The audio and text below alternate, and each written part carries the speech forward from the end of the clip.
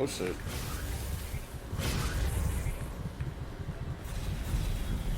Energy burst of doom. Oh nah.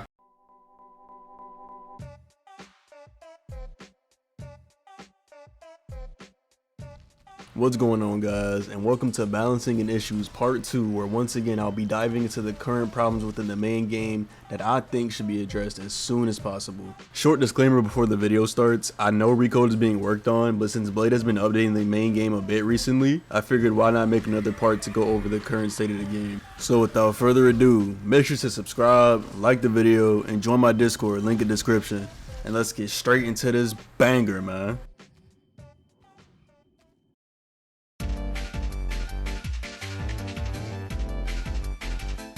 It goes without saying that survivors are extremely strong right now. Between sliding and energy burst coexisting, it makes surviving in this game feel almost effortless. The problem here is that utilizing these two mechanics takes no effort at all. You press the button and you just win. The risk versus reward is completely absent, as there is no risk when sliding or using energy burst. Because survivors regenerate stamina so quickly, combined with how far you can slide, it creates a situation where you can just slide repeatedly, giving the monster absolutely no chance to catch you.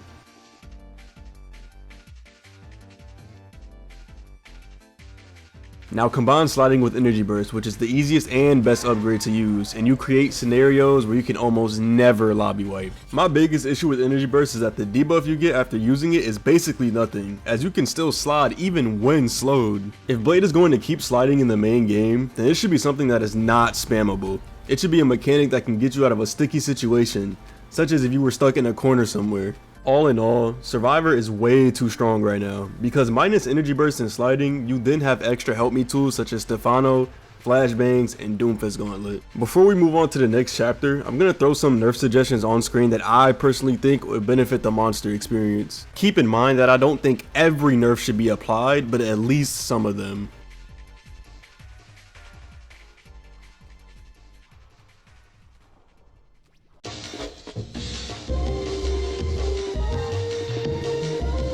Maps in Pillarchase 2 look amazing, but most of them have extreme design flaws that affect the monster's ability to perform well.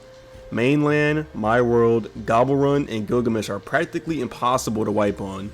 The reason being is that they have long hallways and are just too open. It's also worth mentioning that the time you get in Pillarchase is not nearly enough to kill a full lobby of survivors. You hardly get any time back, and on some maps the time you do start off with also isn't enough. Maps in Pillarchase 2 can be split up into 3 different categories: large, medium, and small. It should be noted that you will wipe more often starting from smaller maps up to larger ones. The reason being, you don't get enough time on larger maps to do anything. You might notice that I highlighted 4 of the large maps. That's because I genuinely believe those maps have the lowest wipe percentage and should be removed for the game until they are reworked. The time you receive at the start of a match should also vary for each category of map, where large maps start off with 4 minutes, medium with 3:30, and small with 3. This makes it so no matter what map you're on, you receive a fair amount of time to actually kill everyone. Also, whenever Blade does decide to re-add map selection, I think giving the players a choice between 3 different options, with each option being a random large, medium, and small map would be great, so that whoever is monster has the freedom to pick the size map that favors them most. Now that we've covered maps and timers, let's jump into a short chapter that covers monster gameplay.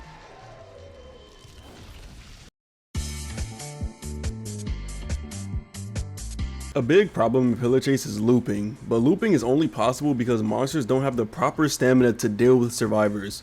Most of the time you'll find yourself running out of stamina before you can even get close to your target. There used to be an anti-loop mechanic for monsters that allowed them to sprint at minimum 10 stamina, and since monsters can't get winded, it meant that eventually your loop would come to an end once you ran out of stamina.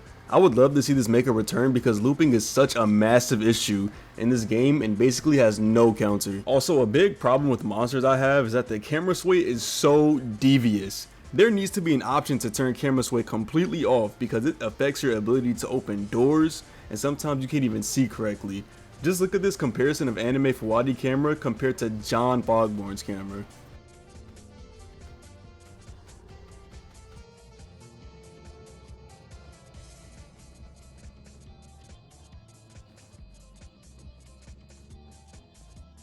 Other than that, I don't really think monsters are weak, but rather survivors are way too strong. But that's about all I have to say about monsters, so let's dive into the final chapter.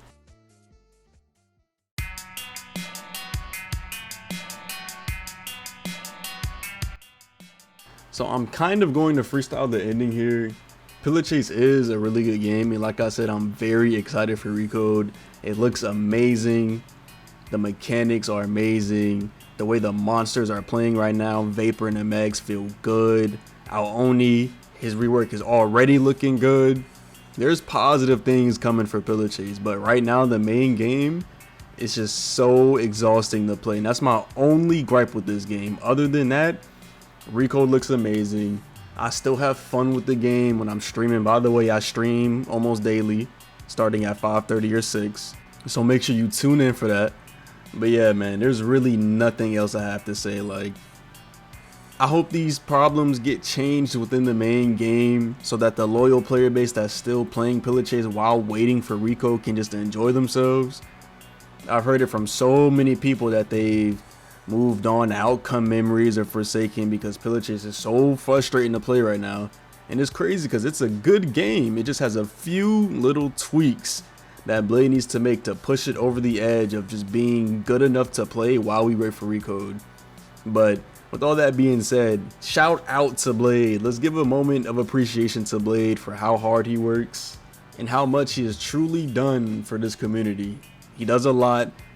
He is, to my knowledge, a solo scripter, so he's always at work doing something for Recode and the main game. I honestly didn't even expect him to update the main game, but since he is starting to give some attention to the main game, that's the reason I'm making these videos. We've also been seeing a lot of AO1 leaks as of recently, so I'm assuming Blade is going to drop AO1 in the main game. Do not quote me on that. That's just what it seems like.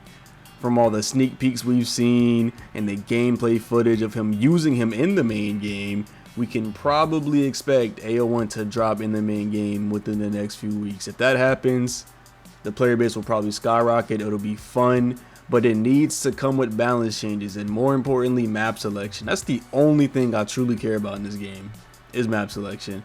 We get that back and I'm honestly chilling for the rest of, bro, like, I'm good. As long as I don't gotta play Gilgamesh, My World, mainland, none of that, and I'm good. But that's all I have for this video, man. I hope y'all enjoyed. Let me know your thoughts down in the comments of what you think about the current state of Pillarchase 2 and what you think about Recode, if it's gonna be better or worse than what Overhaul is right now. But yeah, man, that's all I have for y'all. I love y'all. Y'all stay safe, stay blessed, and I'm gonna see y'all in the next one, man.